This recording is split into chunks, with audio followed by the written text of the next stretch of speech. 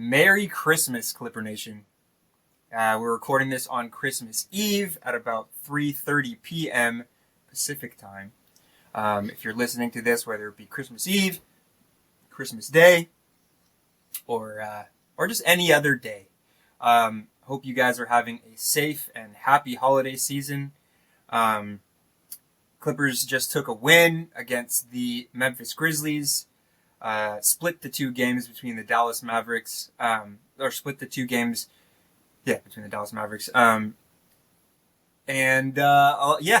Kawhi should be coming pretty soon. Apparently he's not going to be back for this Friday's game against the Warriors, which was kind of what a lot of Clipper fans, including myself, were expecting. But we do know, based on some quotes by Ty Lue, that he should be coming back into the lineup very soon. So a lot of stuff to be excited about this holiday season, guys. So we're going to jump right into that and much more coming up. So without further ado, let's make it happen.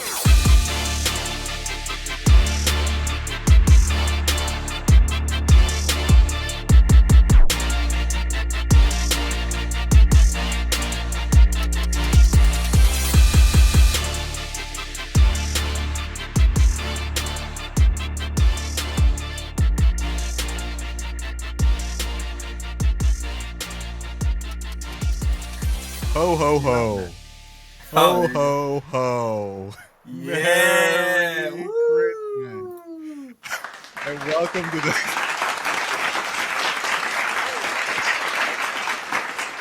Wait for the applause. And welcome to the Clip Service Podcast. Make sure to find us on Spotify, Apple Podcasts, Deezer, Amazon Music, YouTube, and you can also find us on Twitter and Instagram at Clip Service Pod. This is Rola. This is Nick. On Christmas. Why are you introducing us like we're like it's the first day of kindergarten or something? I'm just in a jolly mood, bro. It's yeah, Christmas, that's true. You know. I'm Rola and this is Nick, and let's get right into it. Let's get right into it indeed. As Rola said, ho ho ho. Ho ho ho. That about covers it, guys. Thank you so much for tuning in, and we'll see you next time.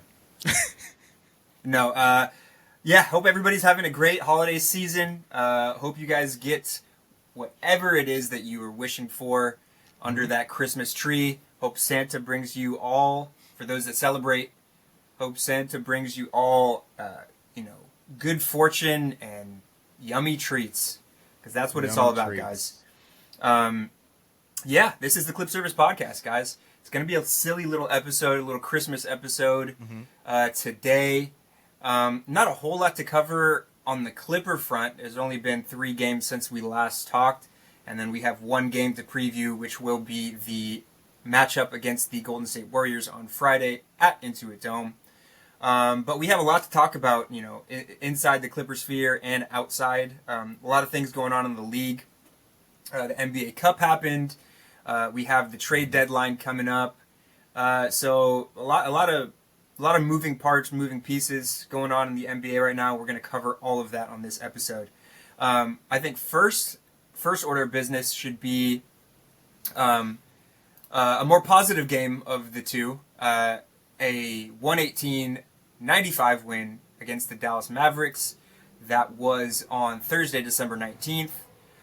Great game. It's always great beating up on the Mavericks. Granted, Luka and Kyrie were not playing in this one, but you know what? A win's a win. A dub. Ooh. Exactly. And a dub against the Dallas Mavericks is always great. They've kind of become one of our de facto rivals in the 2-1-3 era, just because of the playoff history and everything like that. And the guys that were available came to play, particularly Klay Thompson. This is a really good game from him. Hit some big shots. He's starting to round out into form with the Mavericks. It didn't look great at first, but the Mavericks have been playing really, really well lately, and he's been a part of that.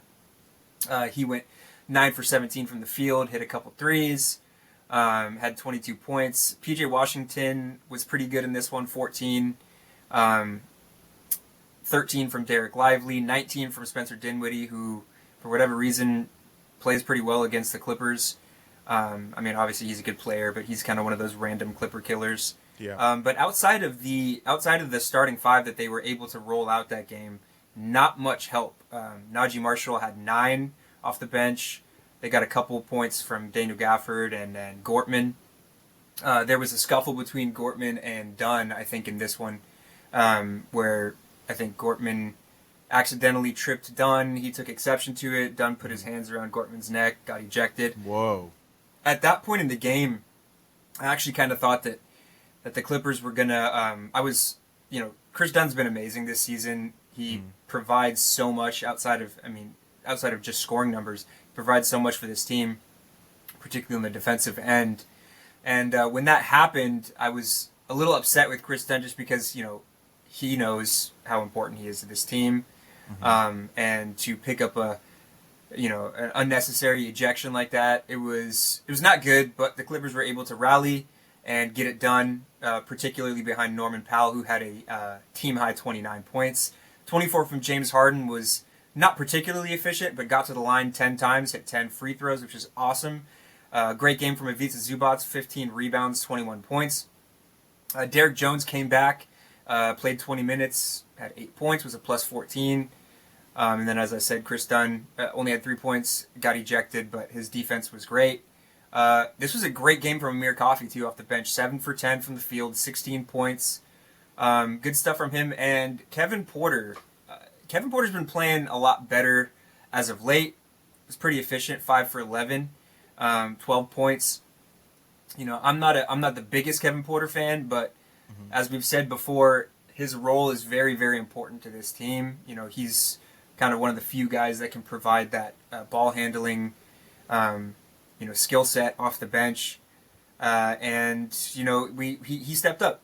Plus 4 in the plus minus and 12 points. It was great with 4 rebounds as well. What did you see from this one, Rola, that you liked the most? I think the what I saw from this game that I like the most is definitely Norman Powell. He was 5 of 5 from the line. Game high 29, I believe. I feel like he's been really balling his ass off recently. I mean, what else is new? Norman Powell finally has a chance to, show off his offensive skill set, and he's doing so in a all-star level fashion. But I think overall, I think our team played very well. Again, the Dallas Mavericks did not have Kyrie Irving nor Luka Doncic, so this is a game that everyone expects us to win. And I think we did a good job in showing that we, in this moment, were the better team. Also, Amir Coffey, dude was balling. Dude's really balling. He was. I didn't look at the stats until just now, but 7 of 10, 2 of 4 from 3, 16 points overall off the bench, 25 points, pretty impressive. Or 25 minutes. Pretty impressive. He's, like as we always say, you know what you're getting with Amir Coffey. Yeah. One thing that I've noticed, if I can bring not a little negativity, but a little criticism to light, is one thing that's kind of stood out to me about Amir Coffey lately is his defense has regressed a little bit. I've noticed that he kind of gets stuck on screens. He has a tendency to go over when he should go under when he should go over. There are times when he has a hard time sticking with his guy, and it's kind of out of character because typically Amir Coffey is a pretty decent defender. I mean, he's got good length. Yeah. He can guard like 1 through 3, 1 through 4. But fortunately enough, his offense was there to kind of make up for that, and we needed every point. This game had trap game written all over it, considering who the Mavericks didn't have in this one. So I'm very glad that the Clippers came in and took advantage of that, with how close everything is stacking up in the West. Did you have anything else from this first game, Rolla, that you wanted to talk about? No, but I just want to say, dude, that was some pretty good constructive criticism. I hope everyone on the team listens to this podcast and kind of takes it to heart. And me too. I hope everyone on the Clippers listens to our podcast. And applies the criticism in the next game. Yeah, I mean, I think that the defense as a whole, for the most part, there's games where the Clippers kind of falter a little bit or don't live up to their defensive hype. But I think for the most part, if someone's having an off defensive, night or just even a stretch of poor defense, we have the personnel to kind of pick up and kind of make up for those losses and stuff like that. So Now, unfortunately, and it is hard to beat the same team twice in a row, and that was apparent in the second game against the Mavs in Dallas. Now, this one was kind of like a complete 180 from what the first one was. Kyrie was back in this one and helped out quite a bit. Didn't really show in the stat sheet. Only had 15 points, but just having him out there and the way he was able to break down defense opened things up for so many people. One of which was Quentin Grimes, who chipped in 20 points off the bench in only 25 minutes. Was 3 for 4 from 3, hit some huge threes in, I think, the end of the third quarter, the beginning of the fourth, to kind of put the Clippers away. This was like, I don't know, this one to me, for whatever reason, was like one of the more frustrating losses. This season, obviously, as I just said, it's hard to beat a team back-to-back, in the same stadium, especially when they get one of their best players back. But I think that this game was kind of there for the taking for the Clippers for a lot of it. There were stretches where neither team could score, and the Mavericks won with their hustle.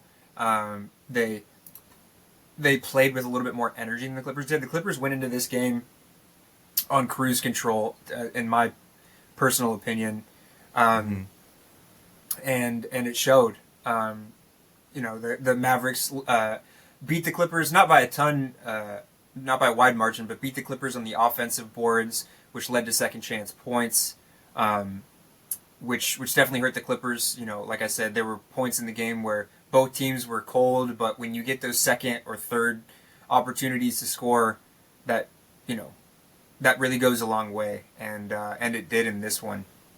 As far as the box score goes, Norman Powell was great in terms of scoring again. He was cold as ice early on, took 22 shots and was only 8 for 22.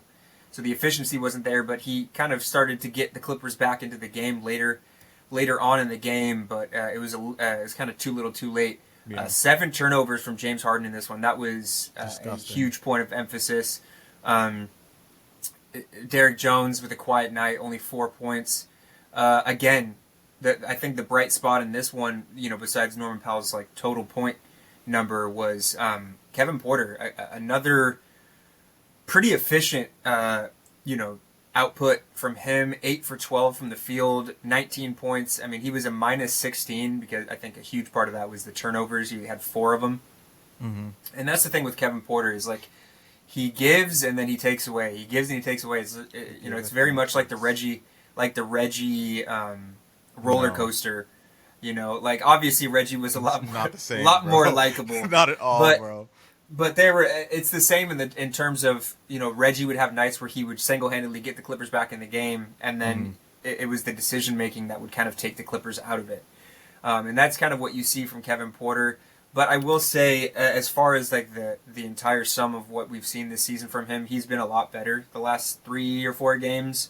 But unfortunately, it just wasn't enough to get it done. None of the Dallas Mavericks scored more than 20 except for Quentin Grimes, but it was a double-digit scoring from all 5 of the starters, and it was really just the execution late. Like I said, Quentin Grimes kind of went nuclear for about 2 minutes, 3 minutes later in the game, and it put us away. It was frustrating because the game was kind of there for the taking. It would have been awesome considering how close we are to the Dallas Mavericks and to the rest of the West.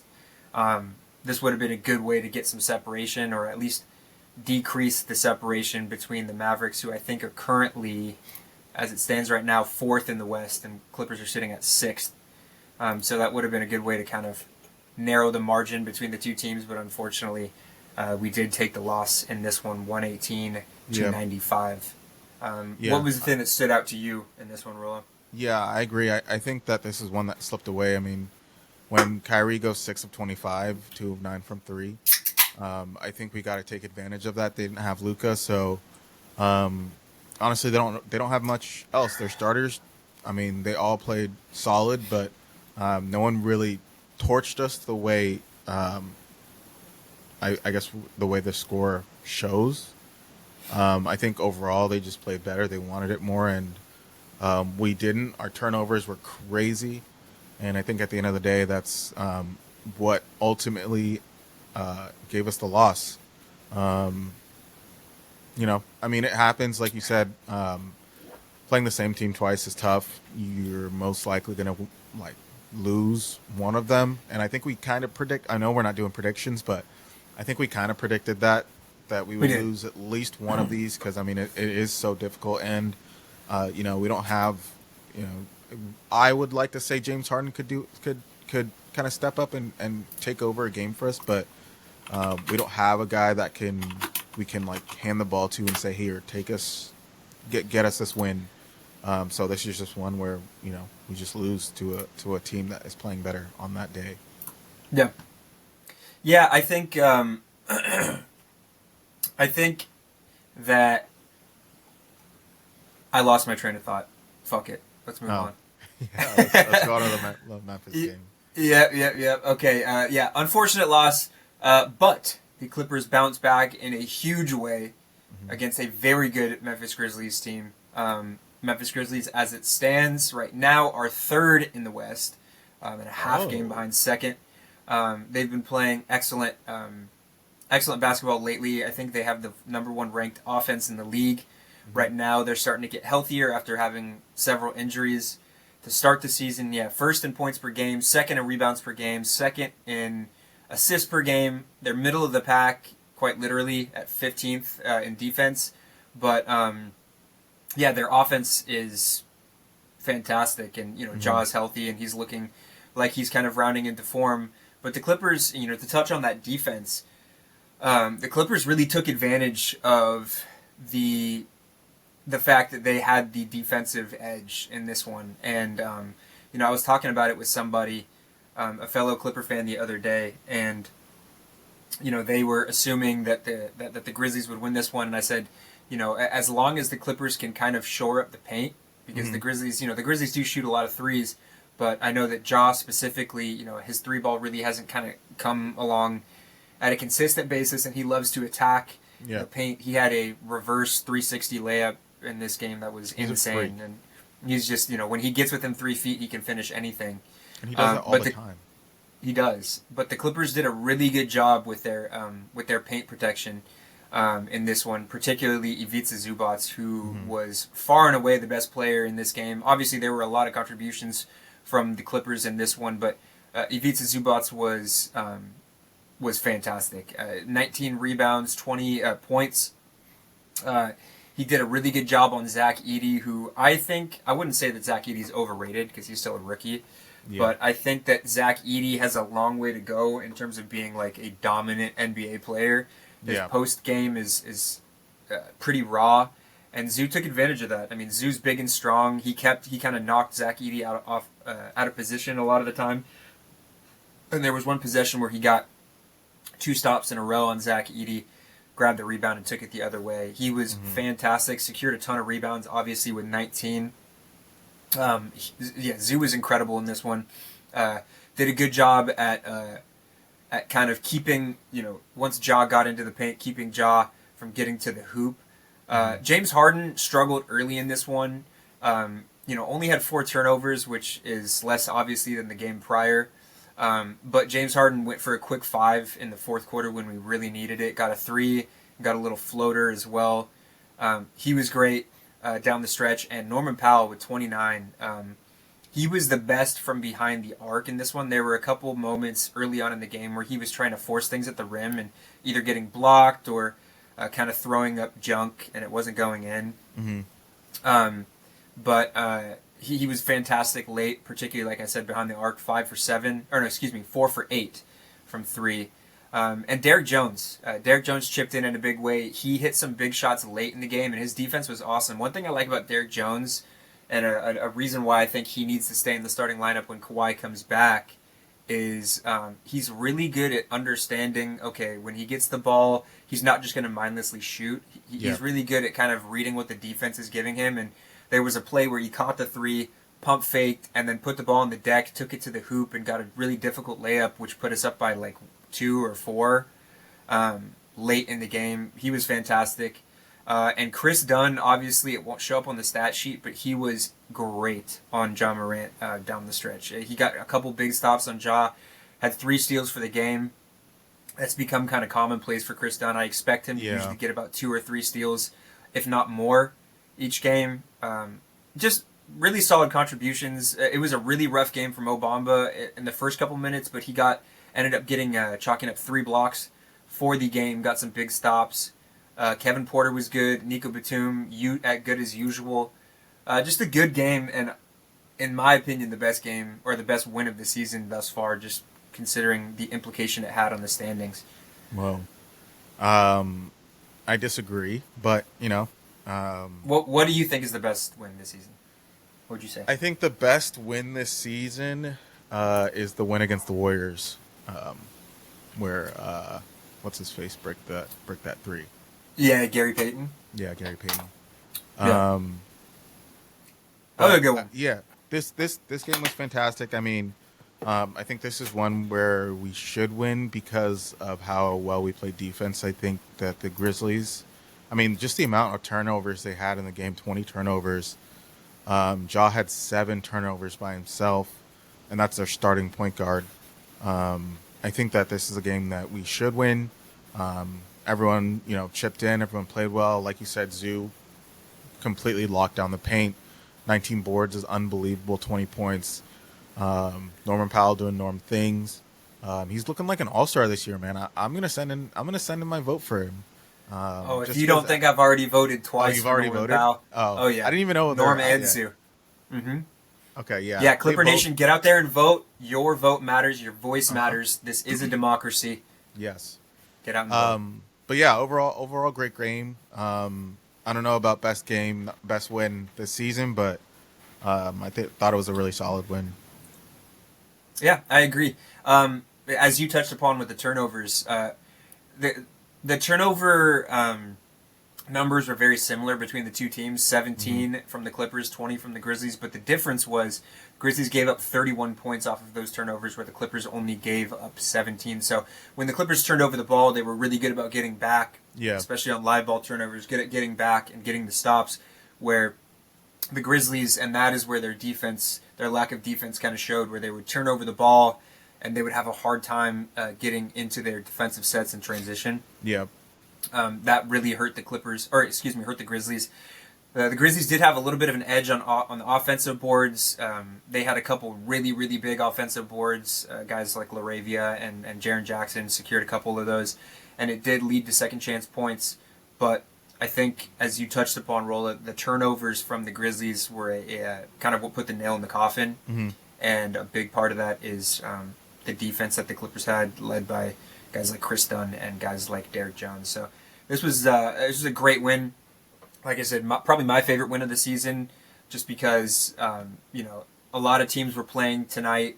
A lot of teams that the Clippers were tied with were playing tonight. Luckily, that the roll of the dice was in the Clippers' favor in that regard too. The Lakers and the Suns both lost last night, which kind of separated them a little bit in the standings. For the meantime, obviously things change. We're only about a half game or a full game ahead of those guys, but wins like this matter, and especially when we're still waiting on Kawhi to come back, as soon or far away as that may be. Wins like this matter, and especially against a really good team like Memphis. This was awesome to see, especially in Memphis too, to round out the road trip. Mm-hmm. And then return home for what's going to be probably a tough matchup against the Golden State Warriors, which, if you don't have any objections, Rola, we could just jump right into that. Oh, yeah. So the Clippers only play one game this week, obviously with the not having a Christmas Day game and all of that. The Clippers will play the Golden State Warriors Friday the 27th in Inglewood at the Intuit Dome. Now, this was one that I thought the Clippers would have Kawhi Leonard back in, but Ty Lue confirmed that Ty Lue will not be playing in this one. It doesn't sound like there's any sort of setback or anything like that, but and it was good because Ty Lue was able to kind of break down the reasons why the Clippers are still waiting for Kawhi Leonard to return, and he was saying that he had to check a couple more boxes. He wanted to get a couple more. I think he said he wanted to stack 5-on-5s. He's played, I think, 4 5-on-5s thus far, but he wanted Kawhi to kind of get a couple more under his belt. And so I think that once he gets a few more of those in, once he runs a little bit more contact, drills and stuff like that, I think he'll be ready to go. And, obviously, as we know, with Kawhi Leonard, it's probably better to be safe than sorry. So, and we beat the Warriors, twice this season already without Kawhi Leonard. Yeah. And the only one that we lost was on like a Lindy Waters. What was that? The first game of the season against the Golden State Warriors, where Lindy Waters hit the 3 at the buzzer. I think that was. Either way, I think can't remember. That might have been Summer League. Either way, or preseason. But the Clippers have handled business against the Golden State Warriors thus far this season without Kawhi Leonard. So I think this is one where we can, at least be poised to take a win without Kawhi. Especially if it means him getting being more than certain that he's ready to come back. What is one thing that you're looking for the most in this game, Rola? Let me pull up the team stats for the Warriors while you give your opinion. I think the one thing I'm looking for the most is a lockdown of Steph Curry. I think that, and this is kind of something I'll get into more in the next. In the next segment, but I think that he's slowing down a little bit, and he doesn't seem to be the same type of player that he once was. Obviously, Father Time is undefeated, so eventually he's going to slow down. But I think that once you lock down their high scorers or their main ball handlers, they're a team that can be had. And I think that's what we really got to focus on, lockdown on defense, and then the offense will come. I think Norman Powell is always going to bring it. James Harden has the ability to bring it, and I think overall this should be. I'm expecting another win here against the Warriors. Yeah, I'd love to see it, especially because the Clippers, as it stands right now, only sit a full game ahead of the Warriors. The Warriors are currently in 8th. Clippers are in 6th, so this would put another full game of separation between the two teams if the Clippers can take the win. You mentioned that Steph Curry obviously is the head of the snake. He's averaging 21 points, which is significantly less than kind of we're used to seeing from Steph Curry. But, as you said, Father Time was undefeated. He's taken a step back, but he can still hit big shots. He's, fearless in the moment. I think Chris Dunn is enough single coverage to get it done, but Steph Curry likes to run around the court, move around screens. So throw doubles when you can, but we have seen the last couple of games against this Golden State Warriors squad, we have the defensive personnel to be able to hang with their top guys. A couple guys that the Clippers should probably keep their eyes on are Andrew Wiggins and Buddy Hield. Both of these guys are shooting a plus 40 from the three-point line. Buddy Hield at 42, Andrew Wiggins at 42. Andrew Wiggins is only taking about 2.5 or 3 threes a game, where Buddy Hield's taking a little bit over 3. I'm reading that completely wrong. Buddy Hield's taking about 7. Andrew Wiggins is taking about 5. The stats that I read off prior are how many they make. Either way, those guys are both threats behind the arc this season. Yeah. The Clippers should make sure that they don't lose them, in their pursuit of Steph Curry. But again, I think we have the tools to run single coverage for the most part. I would say, we saw it last game where Draymond Green did get a little bit hot from behind the arc, but I think that is a shot that you can let him take if it means that it's one less 3 that Steph Curry and Buddy Hield and Lindy Waters and Andrew Wiggins take. Yeah, exactly. I think that the Clippers can live with kind of sagging off of Draymond Green a little bit. Obviously, don't let him get into the paint. But if he becomes a jump shooter, I think the Clippers are in good shape. So, it's really good to have Derrick Jones Jr. back for this one. He's looked good in the last couple games that he's played. I would imagine that he probably plays defense on one of Buddy or Andrew Wiggins or, someone like that. But, I think the Clippers are in good shape to at least make this a competitive game, if not win the game completely. So I'm looking forward to a hopeful Friday dub for the Clippers, especially with Golden State playing the Lakers tomorrow on Christmas Day. So one of those teams is going to win, which would bring them a half game closer to the Clippers. this is one game with how little the Clippers play this week that they really need to win. Just in terms of standing, because there's going to be teams in the West that play 2 more games than the Clippers before the Clippers even play their Friday game. So, Yeah, very important game. It's still kind of the beginning of the season. For sure. I wouldn't say it's do or die or anything. Like you said, it's better to focus on take each game at a time and try to win any game ahead of time. But I don't think that winning a game now or winning or losing or whatever, or allowing teams to get closer or whatever is going to be as impactful as you might think. I think there are 82 games and yeah, but we got to have that spirit. We got to have that fire. I guess. Yeah, early on in the season. This is a do or die game, Rola. This is a do or die game. If the I Clippers lose this, the trade deadline, take advantage of the trade deadline, ship everyone away, tear it all down. I know this music to Rola's ears. That is music to my fucking ears, bro.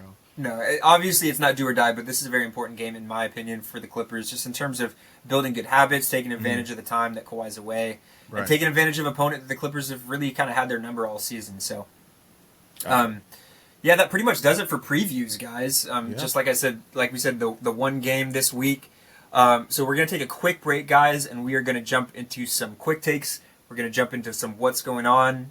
And then we're going to talk a little bit about that sweepstakes that we still have going on. So stay tuned for that, and we will be right back. What's up, guys? We are back, and I'll get right into it. I'll kind of transition from the Warriors preview to another Warriors topic.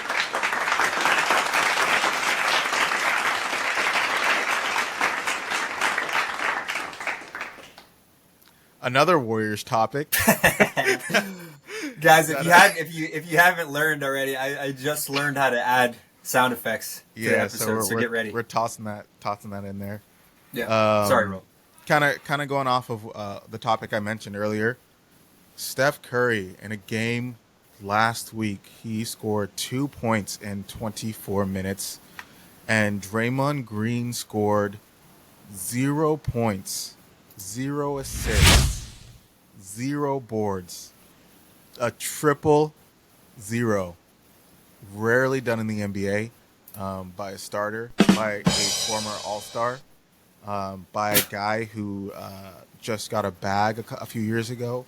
That got paid by the Warriors, and to me, it looks like Steph Curry and Draymond Green are on a steep decline. Steph Curry not as steep as Draymond. I was gonna say Draymond's is damn near vertical. Yeah, no, Draymond is trash. I pray he goes to the Lakers after this and ruins that team.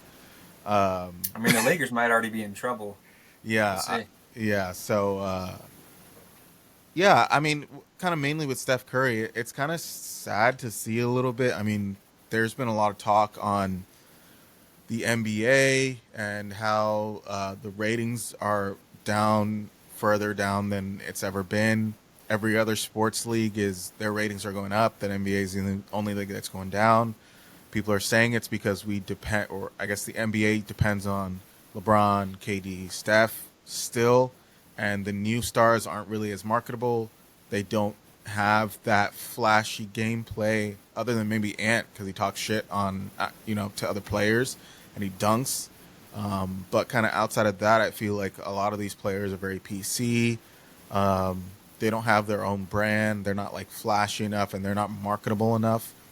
And I think that's why, still to the date, Steph Curry is 32, 33. KD is 33 plus. LeBron is 40. I feel like these guys can't still be carrying the league. I feel like LeBron can't still be carrying the league. I feel like he's too old for that, honestly. But it's, I think we're currently witnessing the decline of all the superstars we know and loved. And I guess the question is who's going to be up next? That's a great question. This is something that I've talked about, with my family and with my friends. I'm sure we've talked about it before, Rola. But it's tough to say who the next up is going to be. There's like 2 different tiers, right? There's like the There's the stars that are still young, kind of entering their primes, that have either established themselves or have been good for a long time. I would say the guys like Giannis, who's got a championship, Jason Tatum, who's got a championship, Luka, who's, you know, he's been around for a little while. He's been to the finals. You know, guys like that, De'Aaron Fox, guys that have, you know, they're not old, but they've been around for a little bit. Can they be as big as LeBron? It's tough because, I mean, LeBron, people consider LeBron the GOAT for a reason, right? Can they be as big as Steph Curry? I think that there's a lot of players, I mean, that can come in and have that sort of impact. It's just tough because you look at both of those players, like the big constant with them and the thing that separates them from everybody else that's, you know, very, very good, that's in their same, like, age bracket, or their same tier, is both of those guys transcended the sport and changed the sport forever, right? But Steph Curry, go ahead. Sorry to cut you off. I think in every era of basketball, there has been a player that's transcended the sport. I mean, you look at Shaq, Kobe, you look at obviously LeBron and Steph, you look at Magic, Bird. I feel like every era has like players that are just like on a different level, and I feel like this era has those players. Luka is on a different level to anyone in his age bracket, in my opinion. You got Wemby, who's a 7'6" player who's dribbling and shooting the ball. Why aren't they seen on the level, marketing wise and brand wise, on the level of a LeBron James, who was the guy since he stepped foot into the league? It's tough. There's a lot of factors. I think a big factor is the fact that the NBA, and I can blame Adam Silver for this, mostly, but the NBA's become a little bit oversaturated. It's become like a quantity over quality type thing, and that conversation is something that I take a little bit personally, because personally the discussion has been the ratings. I could give a shit about the ratings. If you're a basketball fan and you love the sport, you have a team, you have your favorite player, you don't give a shit if the rest of the world is watching, right? And the NBA product has never been, I would say, in terms of talent and the amount of talent, has never been better than it is right now. So people that enjoy the sport and enjoy basketball and high-level basketball and watching, you know, the most talented players in the world play, it's never been better than what it is right now.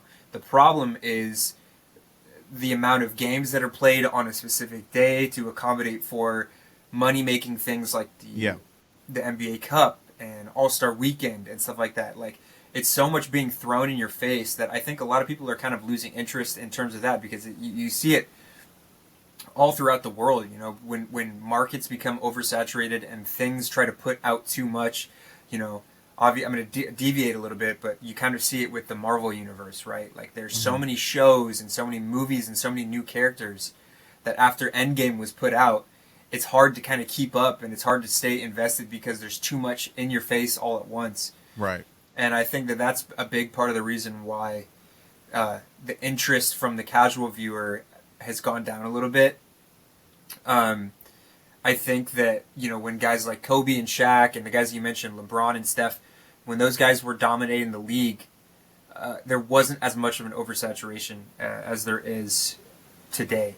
And then obviously with sports betting and stuff like that too, people are investing in the sport without actually caring to know about the players and who they are and the teams and the nuances of the game. They just want to know if they can get to 22, take the over or under on 22 points for that player. Right. You know, so there's a lot of factors that are involved. But I think in terms of talent, I mean, it's right there for the taking. There's a ton of talent, young and old, and kind of in the middle, like the guys that I suggested. To answer your initial question, though, I think the closest guy that we have to being next up or being that next player that transcends the sport is probably Wembanyama, because the entire when that guy reaches his peak, teams around the league are going to build their rosters around trying to find a way to stop this guy, right? Because he presents something that's different. He presents something that can actually have a tangible change on the game. I mean, he's 7'6". He can pull up from three. He blocks, 4, 5, 6 shots a game. That's the guy that I think would be next up. But I don't know if he's ready to be the face of the league. I have a different perspective, actually. Okay.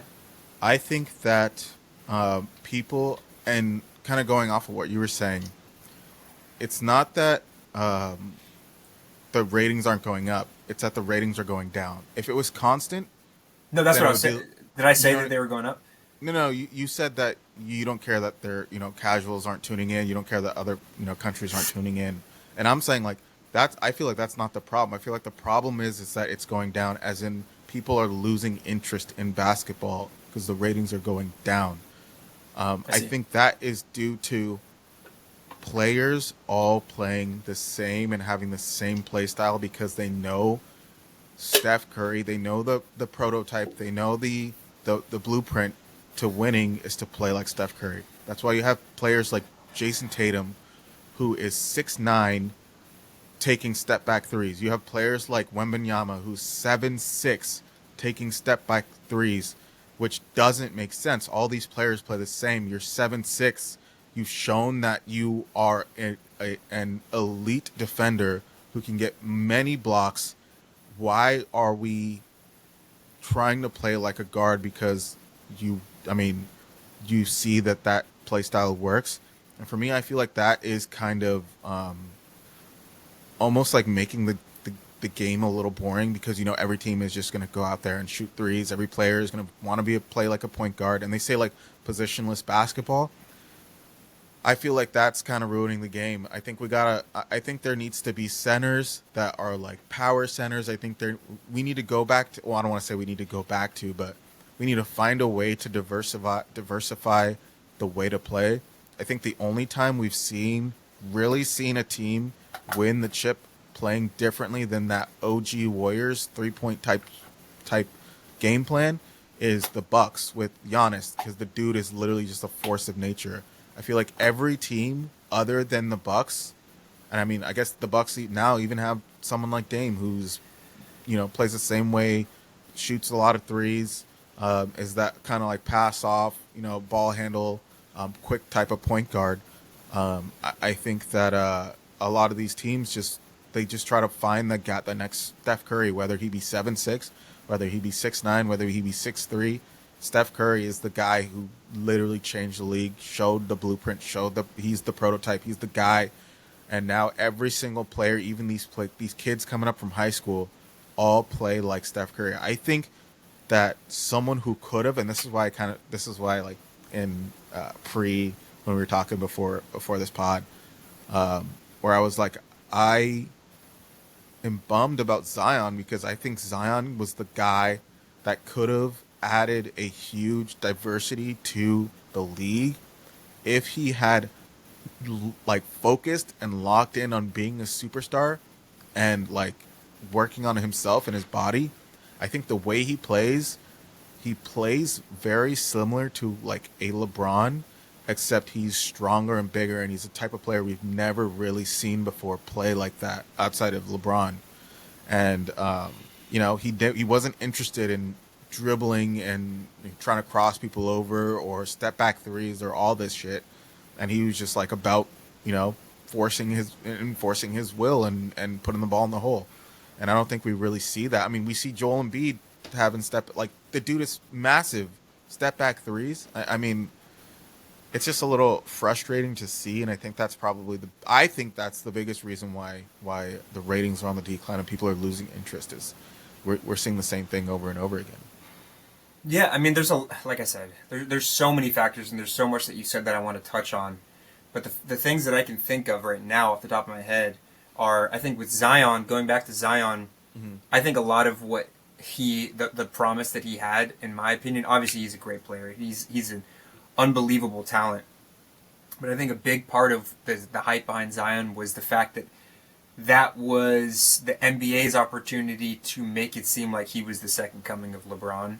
Yeah. I think a lot of he's extremely talented, but if you look at LeBron and you look at Steph and you look at Kobe and you look at Kevin Durant, the thing that those guys have that Zion didn't have was they may have not had as much raw talent besides maybe LeBron.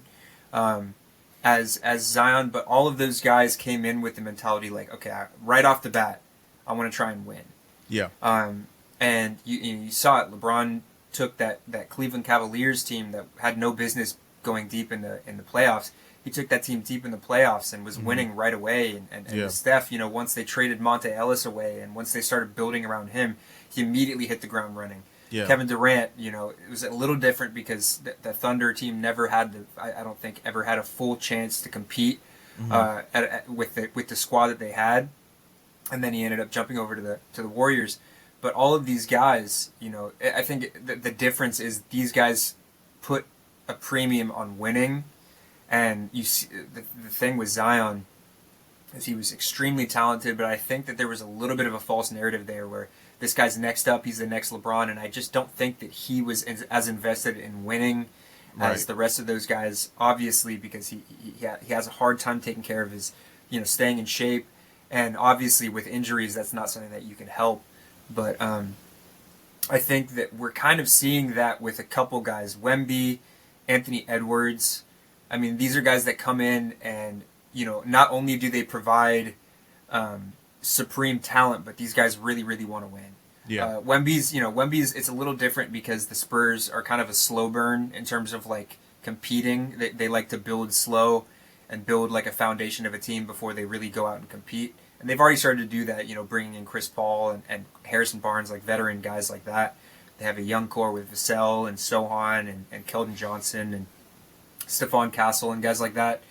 But I think Zion's a little bit of an exception in my opinion. And then to go back to your point before we move on to the next topic, I do kind of disagree that everybody's trying to be Steph. Obviously, Steph changed the game in terms of making the three-point shot a premium. And you saw that with prior generations. Magic really put a premium on the fast break. He's probably the single greatest fast break player to ever play the game outside of LeBron. And teams started to play faster after the Showtime Lakers hit the scene. Mm-hmm. And then, you look at Michael. Michael completely changed the game. Then at that point, you had to have a go-to scorer. And a guy that played two ways. I think that the game kind of changes as time goes by, and I think now it's less about trying to emulate Steph Curry because I think the next prototype that is on deck is the prototype of the Wembys and the Chets.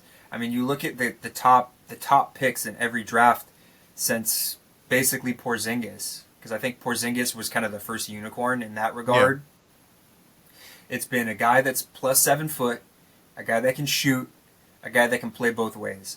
I mean, you look at what the Wizards did. They drafted Alex Sarr, and then you had Chet, or Wemby. Then you had Chet. I think that the NBA is trending towards the center size type player that can stretch the floor. Yeah, I think the reason why Wemby is looked at so highly is that he's a tall Steph Curry. He's a guy who ball handles, who pulls up from three, step back, whatever, it doesn't matter. He's a 3-point shooter. And I think, like I said, it's gotten to a point where it's, let's try to find Steph Curry. Oh, there's a taller version of Steph Curry. That's who we should be chasing. And so now, like, Wemby is so, like, they're like a 7'6" Steph Curry. That's crazy. And he's so long and tall that he doesn't really even have to try on defense. He just gets blocks. You know what I mean? So I think that, I don't know. I think it's just different. I just think that, people are tired of watching a game and seeing 30, 40 3-point shots put up. Yeah. It's kind of wild, I agree. Dude. I would just argue that the bigger problem is more of the way that the NBA is marketing the game. Right. It's very in your face. There's a lot going on. I think if they just kind of try to simplify things, mm-hmm. I think the NBA Cup is a great idea, but it's become this big thing that they're trying to force down everybody's throats. Mm-hmm. Before the season even hold on one Pause. second. Oh yeah. Before the season even hits the halfway mark. I think once the game is simplified, and then obviously I think from everything that I've heard, we have an expansion on the way. I think the Sonics are coming back. I think that the NBA has a chance to kind of reclaim their viewers and get back to being the league that it was. Mm-hmm. If they oversimplify things, maybe shorten the season to reduce injury, mm-hmm.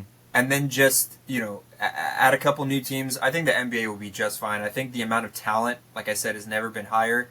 I think that NBA fans just got to be patient. But that's, in a very long, drawn-out explanation, that is the answer to that question. Awesome.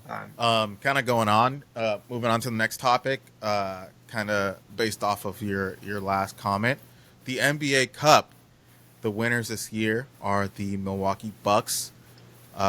They defeated the Oklahoma City Thunder in... What city do they play in? Vegas? They were in Vegas, yeah. It's like a neutral. It's become like a neutral zone. Yeah, so in Las Vegas, Darvin Ham is undefeated in the NBA Cup. And Doc Rivers apparently is no longer a bum. That's up for debate. He's got another trophy to put in his trophy case of one trophy. So now he has two. Congratulations to him. Kind of going off that, there was a lot of hate and talk on Darvin Ham to end last season. I was not a part of that hate and talk because I never really saw Darvin Ham as bad of a coach as they made it seem, because I knew that the team is not, like, I knew the Lakers had a bad team.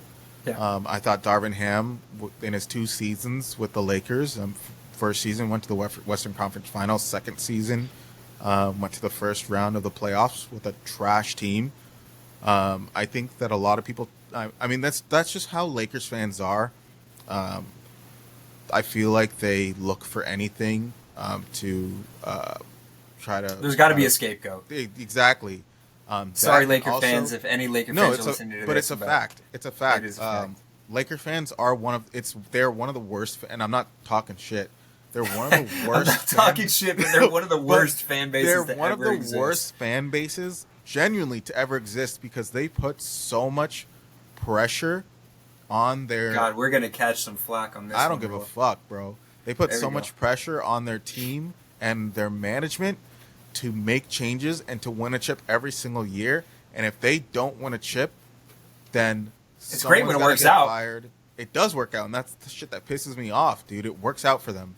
They've won a chip in the recent years, which, something that we've never done, which is why I think that Clipper fans should act in the same way. Maybe we can win a chip once ever. But, I think that we're seeing now that Darvin Ham might not have been as bad as they made him out to be. Do you have any comments? Yeah, I think my comment would be that I just don't think that Darvin Ham was the right coach for the job. I don't think he's a bad coach. Obviously, he had success with the Bucks prior, went to the Lakers, came back to the Bucks. But I think Darvin Ham was a victim of what a lot of coaches are a victim of in the NBA, and that is just losing your locker room. Mm-hmm. And sometimes that's something that you just can't help. Sometimes the way as a coach, as a head coach, that you carry yourself might rub players the wrong way. There's so many personalities in a locker room that sometimes you just don't, the coach doesn't gel with the players, and you lose your players. And that is what happened with Darvin Ham. You see it when he was mic'd up in the huddles. He would run out of things to say, and he would just say, salute. Or, just run out of shit to say. And, I don't think that that's indicative of the fact that that Darvin Ham is a bad coach, but I think that at that point he was throwing shit at the wall and hoping for something to stick. He knew it. The Lakers knew it. He had lost the locker room, and that's just what happens. You see it throughout the league. There are tons and tons of NBA coaches that it doesn't work out for one team. They bounce to a different team, and they win a championship. Look at Frank Vogel.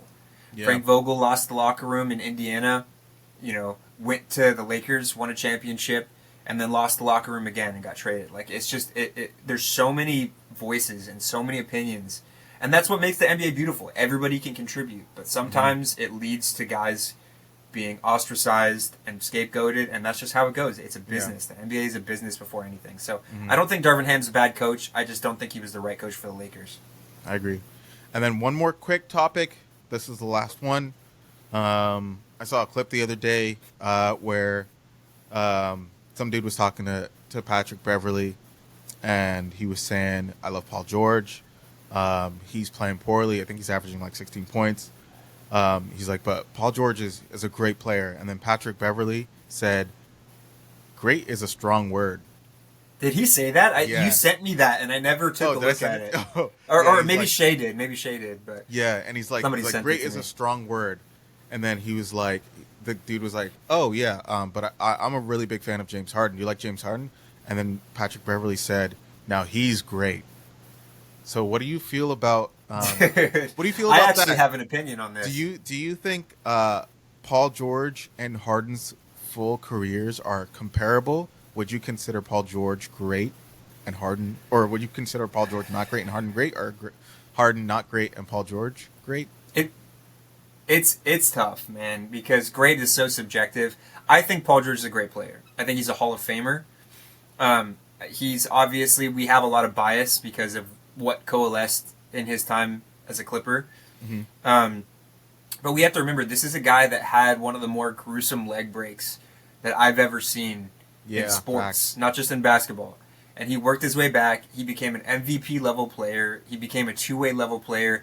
People like to talk about early Indiana Paul George. He was 3 times the player in Oklahoma City and early on in the Clippers, and at points in the Clippers, than he ever was in Indiana. He changed his game so much, he became an even better three-point shooter. He put more of an emphasis on rebounding and on defense. He really became a complete player. And Paul George's problem is just what's in between the ears half the time. I think he doesn't focus on what it means to win enough. Yeah. I think that he tries to do too much because he's so talented. And there's a lot of players like that. But I think that he's great. I think James Harden's great. James Harden, in my opinion, is probably top 5 most incredible, probably best offensive players that the league has ever seen. Right. You know, in his prime, there really was no guarding him. Just the way that he would manipulate defenses to try and, I mean, obviously it was hard to watch at times because he would get to the line so many times and he would, flop or whatever. But at the end of the day, he took the rules of the NBA, he bent them to his will, and as a result, he became one of the most unguardable players that the league's ever seen. So he's great, in my opinion. If he wins a championship, he puts him even higher. But I think both players are great. Wow. But to go back to your original thing, to end this, it makes me think, the way that Pat Beverley is moving in these interviews and stuff like that, part of me thinks, and don't quote me on this, but based on, and tell him, bro. Tell him. No, but I think that based on the way that the Clippers, I think, are going to handle this trade deadline, I think that they're going to be sellers more than they are buyers. I think that from everything that I've heard, the Clippers are trying to get even lower below the first apron or the luxury tax or whatever. I would not be surprised if Pat Beverley was trying to take the initiative here and get his way back onto the Clippers. Obviously, he does not play. He was playing in Israel. He does not play there anymore, just based on what's going on over in Israel right now. It was a dangerous place to be. He is not playing there anymore.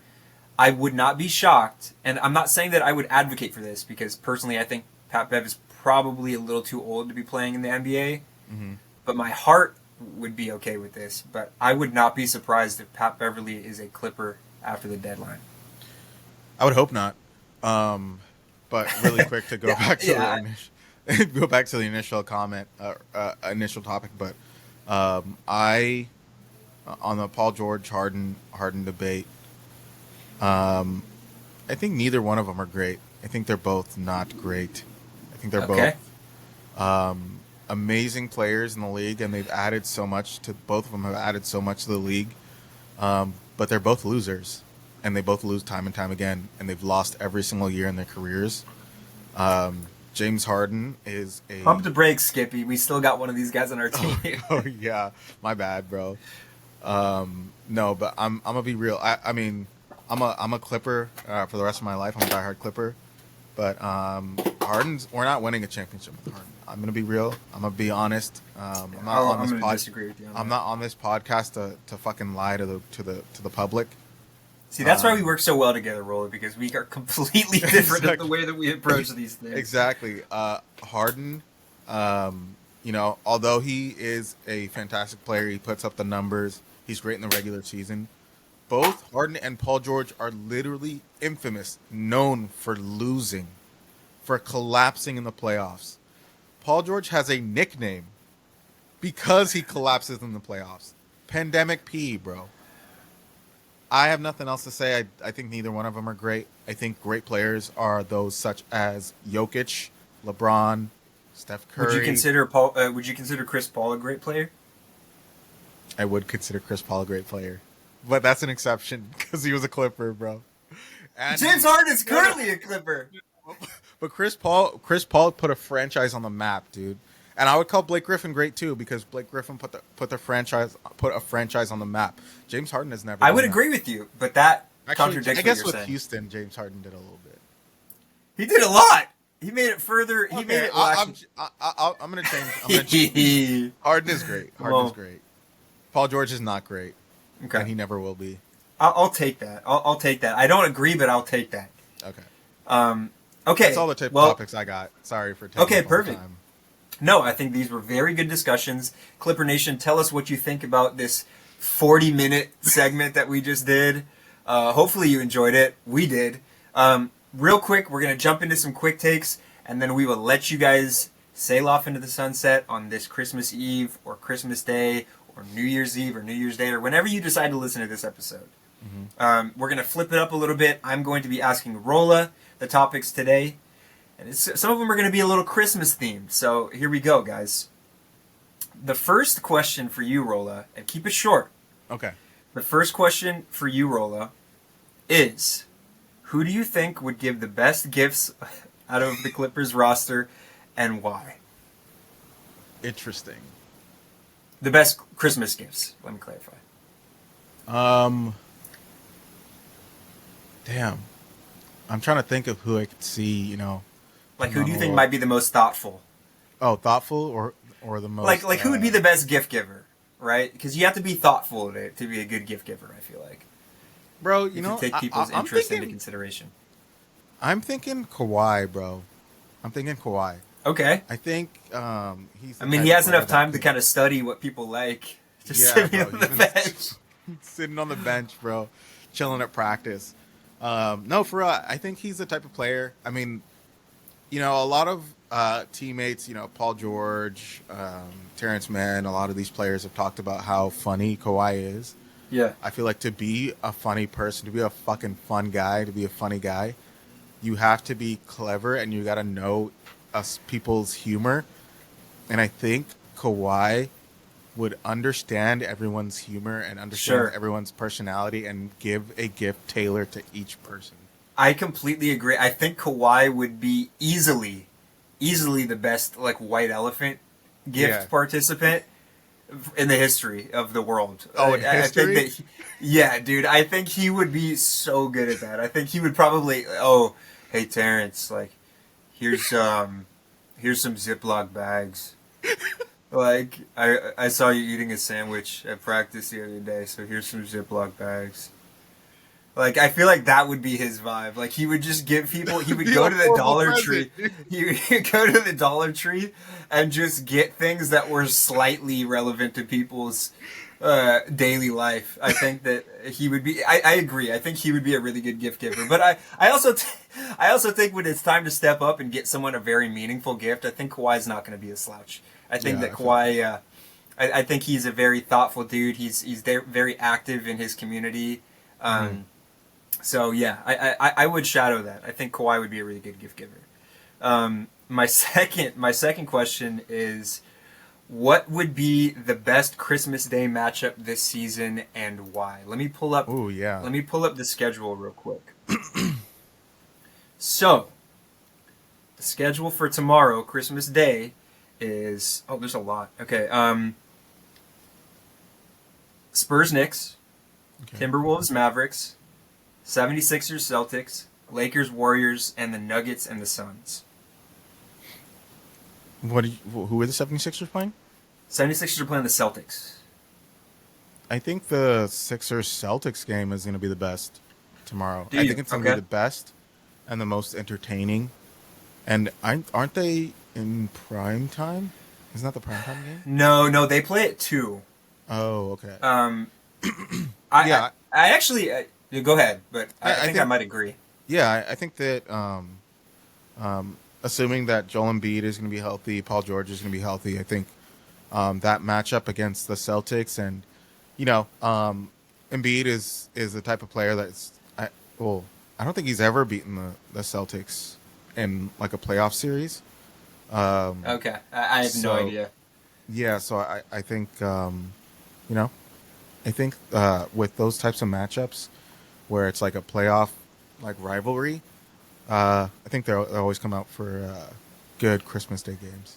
Yeah, I actually think that it would. I might agree with you just because this is the one game, besides maybe the Spurs Knicks, but that's just such a random matchup. That is random. And it's at 9 a.m., so that one's just weird to me. But I think the 76ers Celtics has potential to really be like a trap game upset. All the rest of the ones you expect to be competitive, obviously Lakers, Warriors, Nuggets, Suns, Timberwolves, Mavericks, like these are all going to be really competitive games. Both teams are very evenly matched. Mm-hmm. I think with the 76ers and the Celtics, obviously you have the 76ers that have been like hobbled all season long. They're about as low as you can go. And the Celtics are cruising right now. So I think that there's very real spoiler, like a spoiler element to this one that you don't have in any of the other matchups. And I think that always makes for a fun game because all it takes is the Celtics to kind of take their foot off the gas for a second, and the 76ers do have the firepower with Maxey back, and I'm not sure if Embiid's playing. I think he is, but they have the talent to be able to compete with the Celtics if the Celtics kind of come in a little lazy or something like that. So I agree. I think that might be the best, or at least the matchup that I'm looking forward to the most. The third question for you would be, what is the greatest Christmas song ever and why? I think it's got to be All I Want for Christmas, Mariah Carey. Yeah, okay. I think that's just a classic. That's for sure top 3. Yeah, I feel like that's just a classic. It's played every year. She gets a bag every year from that shit. Good for her. I wish I could have guaranteed money every single year because of a holiday. But I was just recently informed by my girlfriend, Mariah. Shout out to her. She just got me this mic. I don't know if y'all noticed. But you know that song where it's like, sing it, Rola. I don't know the words, but it's like, baby, it's cold outside. Yeah, I think that's what it's called. Oh, it's called Baby, It's Cold Outside? Yeah, I think so. I heard it's like, well, not heard, but I mean, she told me that it's kind of a dark song. Like, yeah, it's a little bit I mean, like, obviously, it was written not with the intentions of being predatory. Yeah, but there are predatory innuendos in that song. Yeah, it's kind of crazy. Snowed in, and you can't go anywhere. so stay with me. I mean, crazy. Great song. Definitely, when you listen to lyrics, it can be interpreted that way. A little bit predatory, yeah. So we're gonna put that song on the back burner. My answer, or my opinion, is the greatest Christmas song ever is "Last Christmas" by Wham. I think that is a fantastic song. Yeah. It just oozes with like late '80s goodness, and I do love that song. So that's my pick. We got 2 more, Rola. Oh, wow. If you were to give a Christmas gift to one of the Clipper players, what would it be and why?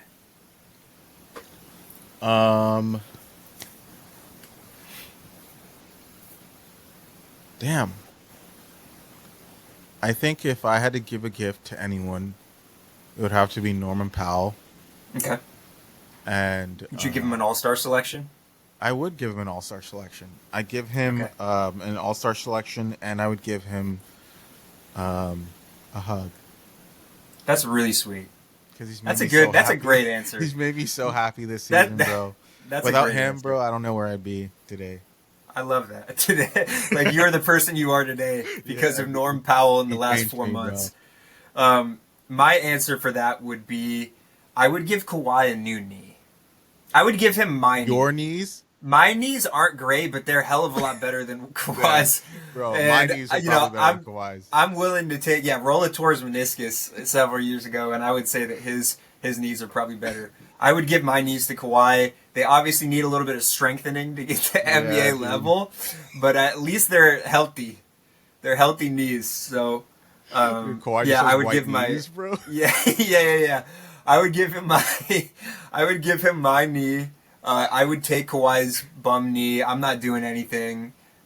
So that would be my gift to the Claw. The last question I have is, we're gonna call it a lump of coal. Who is the most cursed team in the NBA this season? Who has gotten the most coal this Christmas, and why?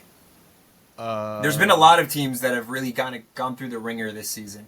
The Magic, the Pelicans, the 76ers. Who would you say takes the cake or takes the coal? I think this most holiday season. I think the most cursed team in the NBA If you say the Clippers, I'm gonna No, rage. no. Okay. is the Washington Wizards. Ooh, yeah, And that's an underrated. They got an yeah. underrated amount of coal. Yeah, and that's due to Jordan Poole. He's the Cole on the That's team. true. Yeah. He's bottom of the naughty list. Yeah, no. I mean, I just think the Wizards are trash, bro.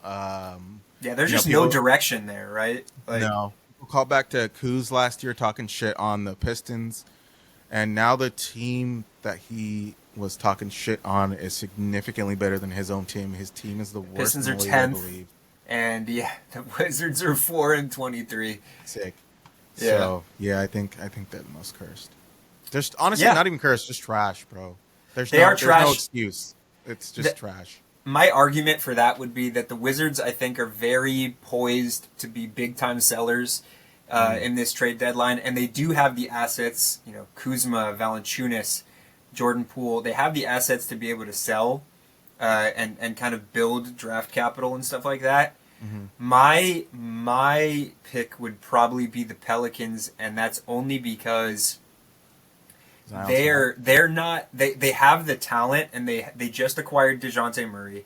They are not really in any position to sell at the deadline, otherwise, like aside from maybe Herb Jones and like some marginal moves, because they've already invested so much into the current iteration of what they are, and they just keep getting injured. You know, Brandon Ingram is hurt.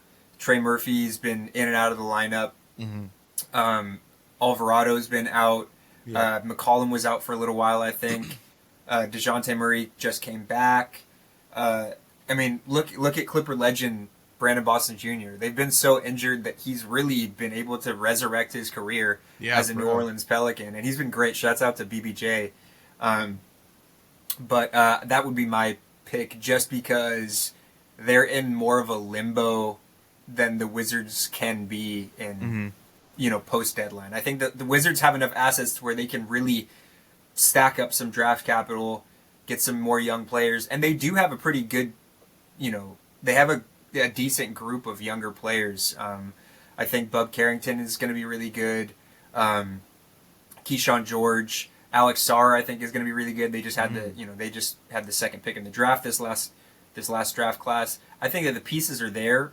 With the Pelicans, they have like a, obviously, and Zion, obviously, I forgot about Zion, but they don't have the grip of youth like a lot of the younger teams do. I mean, a lot of their players now, with the acquisitions that they made, are either entering their primes or on the decline. So the Pelicans are my pick. So let's hope that the Pelicans get some gifts under their tree. This actually, you know what? The Pelicans have really been a thorn in the side for the Clippers the last couple of years. Let's not wish good on I mean, that team. I'm not wishing any more coal, but I'm okay with the amount of coal they have. As it stands right now. Guys, that does it for quick takes, and I think that does it for this episode, Yep. this Christmassy episode of the Clip Service Podcast. We ran a little bit over time, but guys, it's Christmas. Mm-hmm. Enjoy, sit back and relax, listen to an hour.